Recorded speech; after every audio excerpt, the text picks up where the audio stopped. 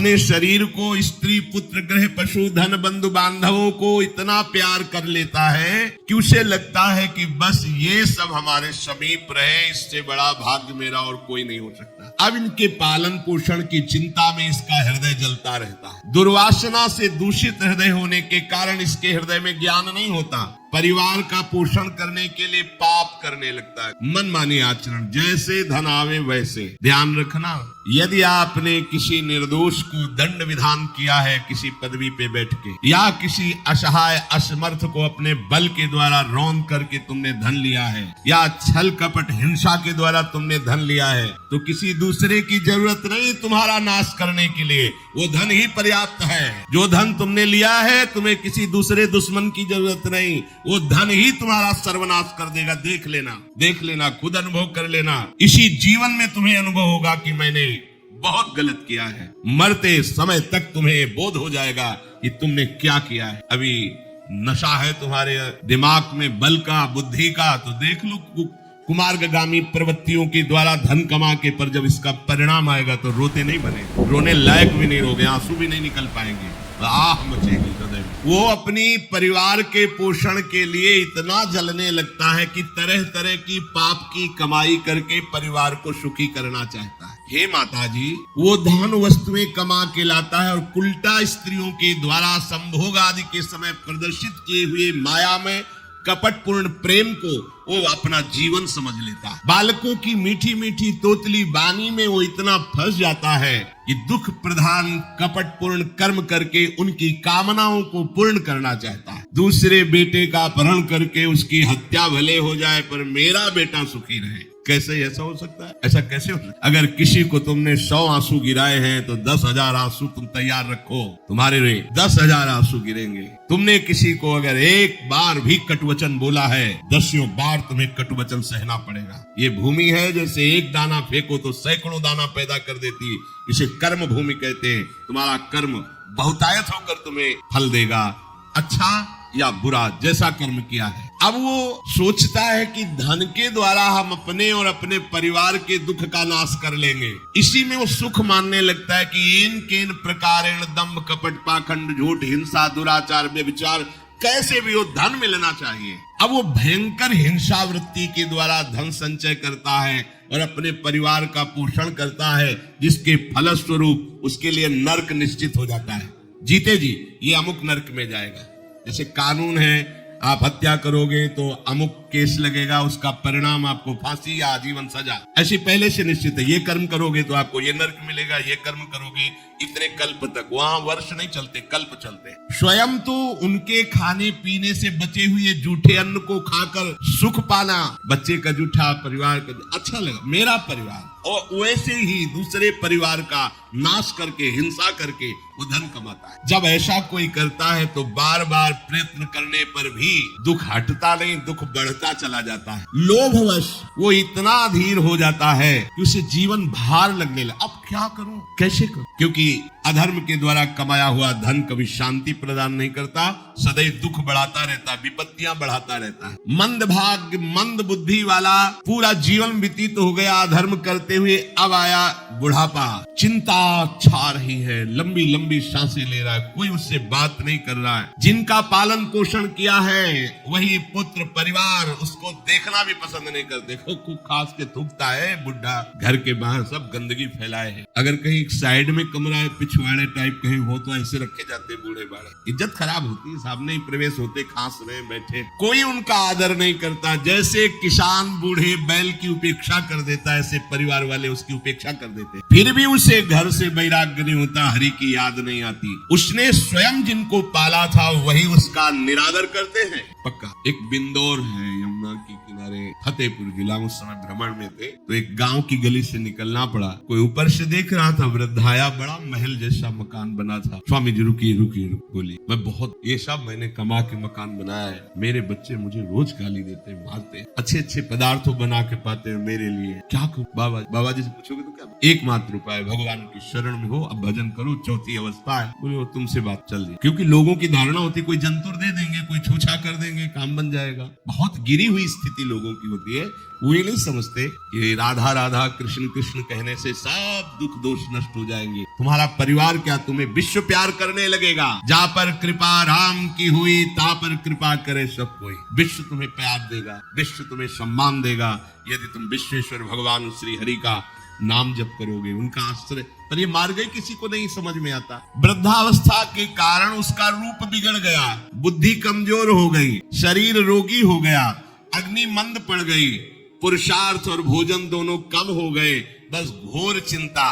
अब पता ही नहीं चल रहा, सोच निकल गई, पड़ा है उसी गंदगी में। जब वो रो रो के कहता है सर, पीटते हैं घर वाले, मैंने पीटते हैं पड़े पड़े, भरपूर भोजन नहीं देते, हगेगा कौन फेंकेगा, कैसी दुर्गति। इसमें जो शब्द लिखा है, आस्तेव मत्यो पन्यस्तम गृहपाल इवाहरन। गृहपाल कहते कुत्ते को, कुत्ते की भांति वो सबके अपमान सहता रहता है और रूखे सूखे टुकड़े खाकर जीवन निर्वाह करता है, फिर भी उसे भगवान की याद नहीं। मृत्यु का समय जब निकट आता है तो वायु उत्क्रमण से इसकी पुतलियां चढ़ जाती हैं, श्वास प्रश्वास की नलिकाओं में वायु आना जाना रुक जाता है, कफ भर जाता है। अब इसे श्वास लेने में भयानक कष्ट होता है, कंठ में घुरघुराहट, पर उसका मोह उन्हीं अपने बच्चे, परिवार, घर, शब्द, ये सब छूट जाए, बड़ी दुर्गति। अंतिम समय क्या सोच रहा है, ये पत्नी छूट जाएगी, बेटे छूट जाए, और बेटों ने क्या उनके साथ व्यवहार किया, ये मोह है, ये मेरा कमाया हुआ मकान कैसे छोड़ सकते। तो छिपकली बन के आना इसी मकान में नहीं। पक्का आपका अंतिम फाइनल आपका चिंतन होता है, आपका चिंतन वही बनेगा जो जीवन भर आपने किया, उसके परिणाम में बंधु बांधव आकर घेर लेते और मनाने लगते हैं कि अब जल्दी मर जाए, भगवान उठा ले इसे। मृत्यु पाश के वशीभूत महान कष्ट को भोगता हुआ अपने परिवार का चिंतन करता है। वो मूड ये भी नहीं सोच पा रहा कि अगर अंतिम समय कृष्ण बोल दूं, राधा बोल दूं तो काम बन जाए। कुटुंब का भरण पोषण और मोह में लगा हुआ यमराज के दूत आते, मार मार के उसके प्राणों को खींचते। वो तो मार वही जानता है जिस पे पड़ती है, और सोचता कौन है, विवेक है नहीं, इसलिए सोच काम नहीं करती। भयंकर रोष युक्त नेत्र वाले जिनके देखने से पेशाब छूट जाए, तभी तो आप देखो मरने वाले का शौच और लघुशंका सब छूट जाती है, देखने मात्र से, इतने भयानक है। वो देखकर भय के कारण मलमूत्र त्याग कर देता है। सा दृष्ट्वा त्रस्त हृदयः सृकन मूत्रम विमुंचति। इतना भयावह स्वरूप होता है उनकी घुड़क, और उनके मार की टट्टी पेशाब सब छोड़ देता है। यमदूत उसे भयंकर यातना देती हुई प्राण खींचते हैं। अब ये तो वही जानता है जिसके खींचते हैं। बाहर वाले सब घेरे बैठे हैं, कोई एक बार भी नाम नहीं बोला। अगर एक बार बोल देता राधा तो भाग जाते यमदूत और वो बच जाता। पर ये सौभाग्य तो जिसने जीवन में धर्म किया है, कहीं न कहीं भगवद आश्रय लिया, उसको ये मिलता है। जैसे कोई घोर अपराधी को सिपाही बांध कर ले जाते हैं, उसी प्रकार रस्सी में बांधकर बलात् उसको यमलोक की लंबी यात्रा करा के, रास्ते में पिटाई, घुड़कियां, उसे प्यास लगती, पानी नहीं दिया जाता, तपती हुई भूमि पर चलाया जाता है, कुत्ते नोचते हैं, व्याकुल हो उठता है, भूख प्यास उसे बेचैन कर दी। पर यहाँ किसी की भूख नहीं मिटाई तो तुम्हें रास्ते में भोजन नहीं मिलेगा, यहाँ कभी किसी को पानी नहीं पिलाया तो एक बूंद पानी नहीं मिलेगा तुम्हें। ये कर्म भूमि है। दावानल जैसी दहकती हुई भूमि पर उसे चलाया जाता है। तप्त बालुका में मार्ग में जब एक पग भी आगे बढ़ने की सामर्थ्य नहीं होती, मूर्छा जाती है, मार मार के उसे चेतना में लाते हैं यमदूत, फिर घसीटते हैं। महान दुख में अंधेरे मार्ग से अत्यंत क्रूर यमदूत उसे यमपुरी को ले जाते हैं। कितना मार्ग? 99,000 योजन मृत्यु लोक से। ये ऐसे नहीं कि कोई गप लिखी हुई है, नहीं नहीं। जैसे तिहाड़ जेल है, अब जानते नहीं तो क्या जानोगे, कहाँ तिहाड़ जेल, जाओ देखो जाके। आजीवन कारावास, कैसे बड़े कठोर कठोर, जैसा अपराधी वैसा दंड विधान। तो यहाँ थोड़ी दया है, क्योंकि हृदय है, वहाँ हृदय नहीं है। वहाँ हृदयहीन शासक तुम्हारे पीछे लगाए जाएंगे। हृदय ही नहीं है, बस एक एक कर्म का हिसाब। जो हमने पढ़ा था पहली बार तो होश उड़ गए थे। जो यहाँ दूसरे का मांस खाते ना, कोल्हू में पेरे जाते, कोल्हू जैसे गन्ना नहीं पेरा जाता, लगा दिया कोल्हू में पेरे। मरना है नहीं, सोचो कितना कष्ट। फिर इसके बाद शमशी से मांस नोच कर उसे खवाया जाता। होश में हो जाओ। 99,000 योजन का मृत्यु लोक से यमलोक का मार्ग है, लिखा हो 99,000 योजना नाम सहस्त्राणी नवतिम नवचाध्वनः त्रिभिर मुहूर्तैर द्वाभ्याम वा नीतः प्राप्नोति यातनः। एक योजन का मतलब 4 कोस, 99,000 योजन। इतने लंबे मार्ग को 2 या 3 मुहूर्त में तय करना, दौड़ा के 2 या 3 मुहूर्त, बहुत कम समय। फिर वहां पहले से तय, इसको इस नरक में डालो, इसको इस नरक में। वहां इतना समय, थोड़ी भीड़ लगी है। जैसे अपने एक फोड़ा हुआ तो अपने इतने कष्ट समझते हैं, अस्पताल जाओ देखो चीख लगी, किसी पैर टूटा, किसी कुछ, ऐसे वहां सब हिसाब हो रहा है। उसको धधकती हुई लकड़ियों में जलाया जाता है, कहीं दूसरों के द्वारा काट काट कर उसको उसका ही मांस खिलाया जाता है। यमपुरी के कुत्ते कुत्तों के भयानक दांत होते हैं, जिंदा, अब मरना है नहीं वहां, भयानक गिद्धों के द्वारा आते खींची जाती है। यहाँ सांप बिच्छू डांस जिसको मारा है वहां भयंकर रूप रखकर उसका खून पीते हैं।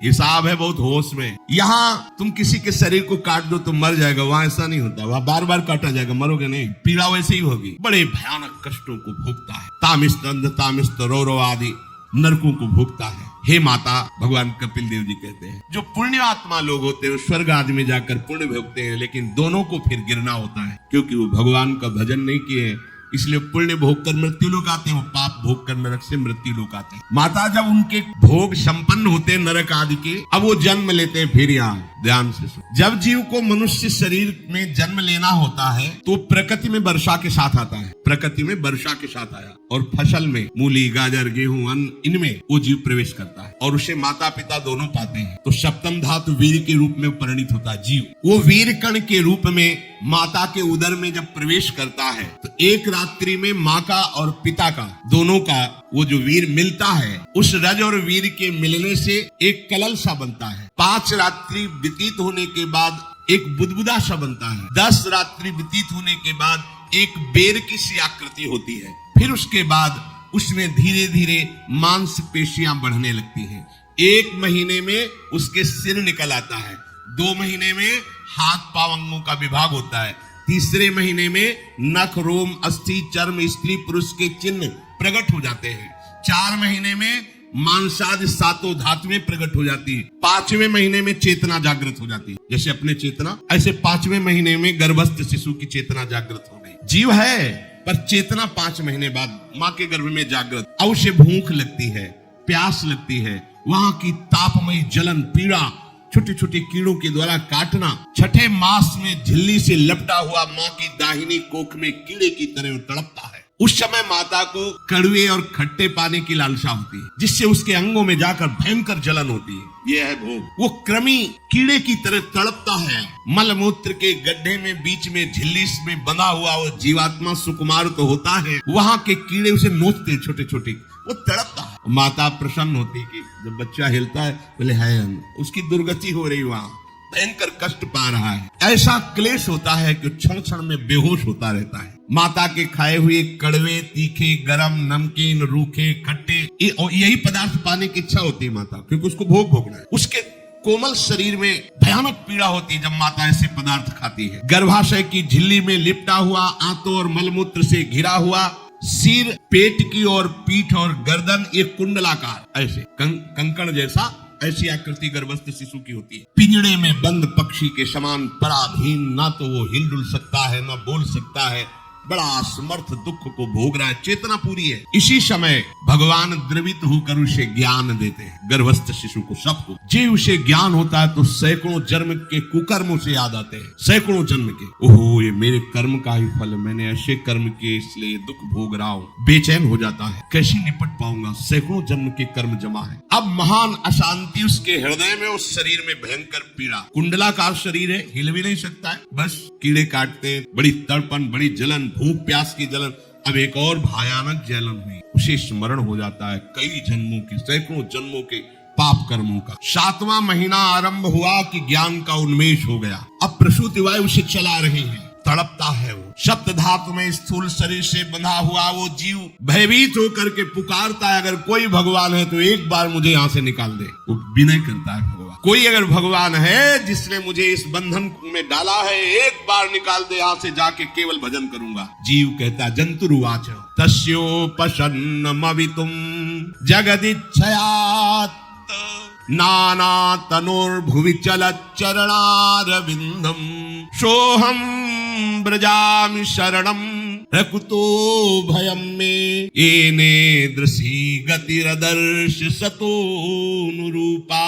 हे प्रभु, मैं बड़ा अधम हूँ। ये ज्ञान भगवान की तरफ से गर्भस्थ शिशु को होता। देखो, स्वयं वो इतना कष्ट पा रहा है, फिर जब आप गर्भ हत्या करते हैं तो आपका पाप कितना बड़ा होगा सोचो। सब माताओं से विनय है, संयम से रहो, सावधान रहो। ये हत्या ऐसी नहीं कि तुम्हारे दान पुण्य से क्षमा हो जाएगी। ये जो भ्रूण हत्या है, गर्भ हत्या है, बहुत बड़ा पाप है। आप लोग अज्ञान के कारण इसको ध्यान नहीं देते, इसे खिलवाड़ समझते हो। कितना ज्ञान है। बेटी ही माँ है, बेटी ही बहन है, बेटी ही पत्नी बनती, बेटी ही किसी के जीवन को धारण करने वाली बनती है। और आपने गर्भ में देख लिया बेटी है, तुम स्वयं माँ होकर उसका साथ दे रहे हो, उसका नष्ट करने के लिए। तुम्हारी तो बात ही समझ में नहीं आती, क्या बुद्धि भ्रष्ट हो गई। अगर पुरुष का इतना महत्व है तो बेटियां ना हो तो तुम्हारी कौन सी गति होगी, सोचो जरा। जीना मुश्किल हो जाएगा तुम्हारा। तुम पुरुष किस काम के रह जाओगे। तुम्हारा अर्धांग काट दिया जाए तो तुम कैसे होगे। ये स्त्री स्वरूप अर्धांग है। जिस घर में एक माँ बहन नहीं है, स्त्री स्वरूप नहीं, स्मशान जैसा वो होता है। ध्यान दीजिए, ये बहुत बड़ी गलती है जो अपनी बेटियों की हत्या करते हैं। ये वो पाप है जो अक्षम्य अपराध है। स्त्री हत्या करना शास्त्रों में बहुत बड़ा पाप कहा गया है। फिर वो तो बच्चा है, बिल्कुल नहीं। जिनसे हो गया है, श्रीमद् भागवत का सप्ताह मूल संस्कृत से सुनो और भगवान से प्रायश्चित प्रार्थना करो कि हे नाथ, भूल से गलती हो गई, दूसरा कोई उपाय नहीं। ध्यान से समझ लीजिए, तुम्हारे भ्रूण हत्या गर्भ हत्या के पाप को नष्ट करने में एकमात्र श्रीमद् भागवत समर्थ है, दूसरा कोई नहीं। कोई दान पुण्य तीर्थ स्नान तुम्हें क्षमा नहीं कर पाएगा। यह ऐसा महापाप है। अगर हृदय में जलन करके और मूल संस्कृत के द्वारा पूरी 7 दिन में भागवत श्रवण की जाए नियम से, तो भागवत समर्थ है इस हत्या के पाप से भी आपको मुक्त कर दे। जिनके ऐसे हत्या हो गई हो करवा लो, नहीं तो बुद्धि आगे भ्रष्ट करके तुम्हें हरि गुरु से विमुख कर देगा। ये पाप ऐसा नहीं कि तुम्हें 2-4 माला घुमाने से क्षमा हो जाएगा। ये महत अपराध है। सबकी समझ में नहीं आता, समझ जाओ, नहीं तो आप जहां भी हो वहीं से भ्रष्ट कर देगा। ये अपराध नष्ट नहीं होगा, श्रीमद् भागवत की कृपा से नष्ट हो जाएगा। ये हमें बहुत विश्वास है। श्रीमद् भागवत सप्ताह की ये है ही महामहिम। प्रीति योनि को प्राप्त धुंधकारी को सीधे भगवत पार्षद स्वरूप देकर परम पद में आरूढ़ कर दिया। केवल 7 दिन की मूल संस्कृत एक भी श्लोक नहीं छूटना चाहिए। अगर सप्ताहिकी का प्रण हो तो इस भ्रूण हत्या गर्भ हत्या से भी निवृत्ति मिल जाए।